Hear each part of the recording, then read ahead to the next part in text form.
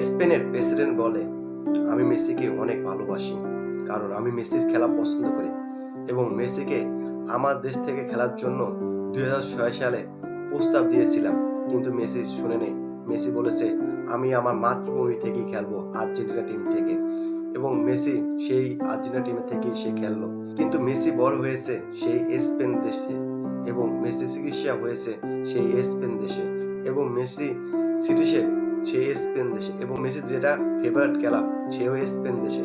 এবং স্পেনের প্রত্যেকটা জনগণ মেসিকে ভালোবাসে এবং মেসিকে নিয়ে খুব চিন্তিত, কারণ এবার কাপটা স্পেন নেবে নাকি আর্জেন্টিনা নেবে।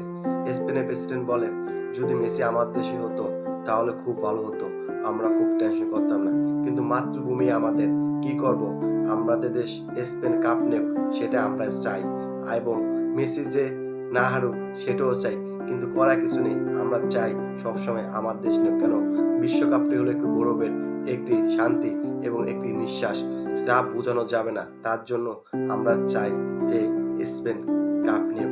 কারণ মেসির সাথে যদি অন্য দেশে খেলা হতো তাহলে আমরা আর্জেন্টিনা সাপোর্ট করতাম এবং মেসি সাপোর্ট করতাম, কিন্তু মেসি খেলা পড়েছে আমার দেশের সাথে, কিছু করা নেই।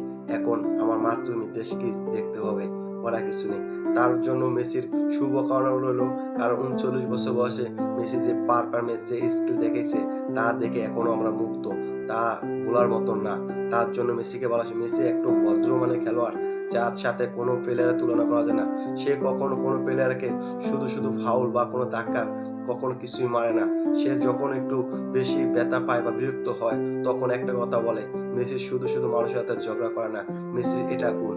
মেসি হলো আমার দেশের নাগরিক এবং আর্জেন্টিনারও নাগরিক। আমি মেসিকেও ভালোবাসি এবং স্পেনকেও ভালোবাসি, আর্জেন্টিনাকে ভালোবাসি। শুভকামনা রইল স্পেনের প্রতি, কারণ স্পেন হলো আমার দেশ এবং আমার মাতৃভূমি।